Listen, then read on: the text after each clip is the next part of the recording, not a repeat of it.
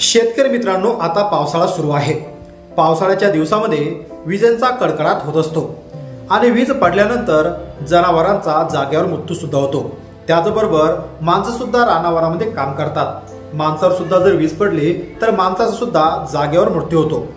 परंतु वीज कोसळून जनावर दगावल्यास शासनाच्या नियमानुसार किती मदत मिळते, त्याचा लाभ कसा घ्यावा, वीज पडून दगावलेल्या जनावरांसाठी नैसर्गिक आपत्तीमधून मतलब उपलब्ध होते।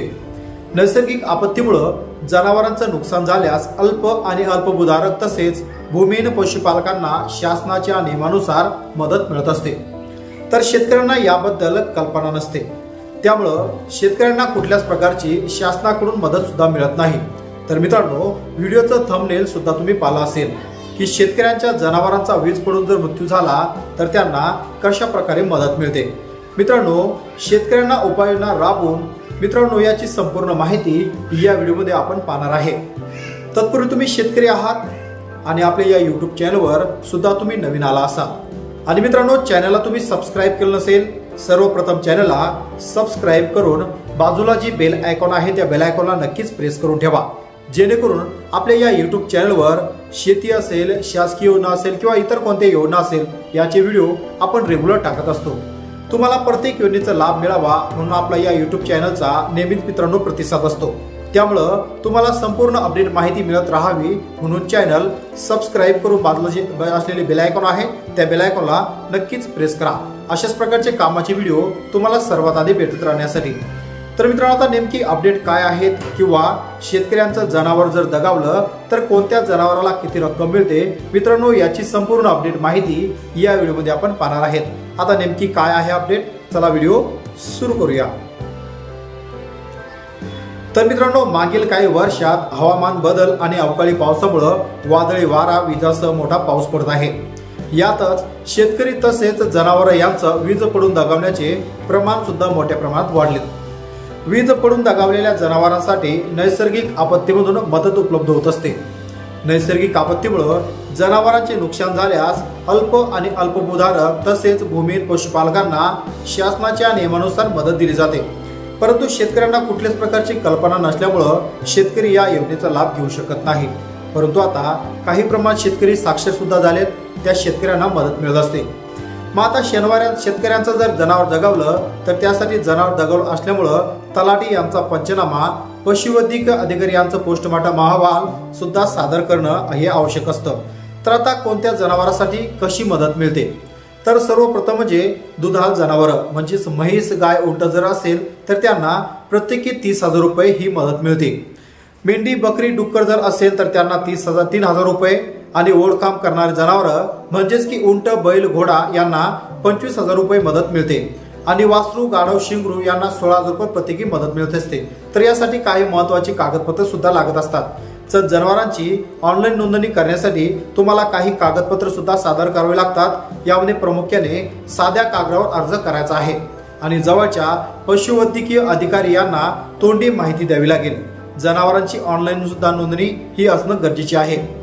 जनावरांना ऑनलाईन टॅगिंगमुळे ओळख देणं हा व्यवस्थापनाचा एक महत्त्वाचा भाग असतो। परंतु अजूनही बरेच पशुपालक टॅगिंग करण्याकडे दुर्लक्ष करतात, त्यांना टॅगिंग म्हणजे काय याचीच कल्पना नसते।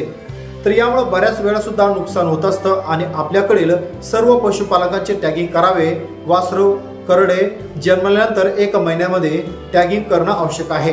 टॅगिंग केल्यामुळं आपल्या जनावरांना एक ओळख निर्माण होते, त्यांना एक ओळखीचा पुरावा सुद्धा मिळतो।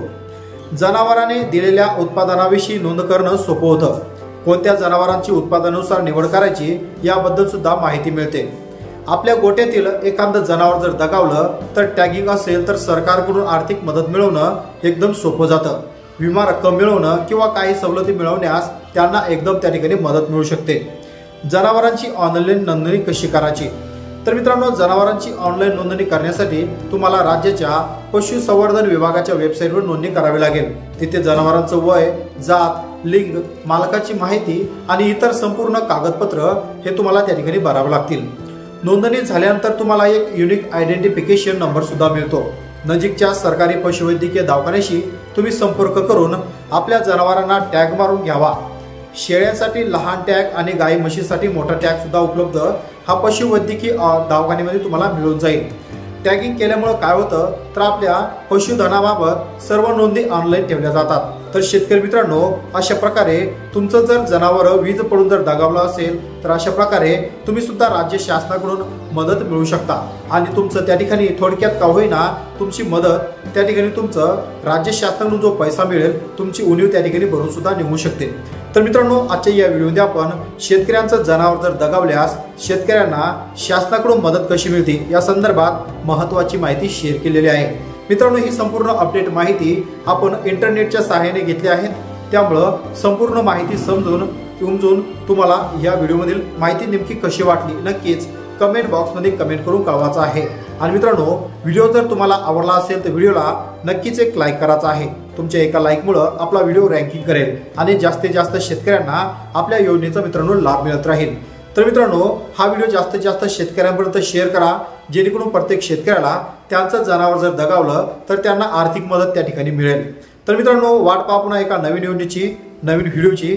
चॅनलला सबस्क्राईब केलं नसेल चॅनलला सबस्क्राईब करून बाजूला जी असलेली बेल आयकॉन आहे त्या बेल आयकॉनला नक्कीच प्रेस करून ठेवा, कारण की मित्रांनो प्रत्येक योजनेचं नोटिफिकेशन तुम्हाला हे मिळत राहील। आणि आपले जेही व्हिडिओ असेल ही व्हिडिओ एकदम फ्रीमध्ये आहे, तुम्हाला कुठल्याच प्रकारचा 1 रुपया चार्ज सुद्धा लागणार नाही। त्याचबरोबर व्हॉट्सअप ग्रुप असेल, टेलिग्राम चॅनल असेल, अशा प्रकारचे सोशल मीडियाच्या माध्यमातून आपण नेहमीच माहिती शेअर करण्याचा प्रयत्न करत असतो।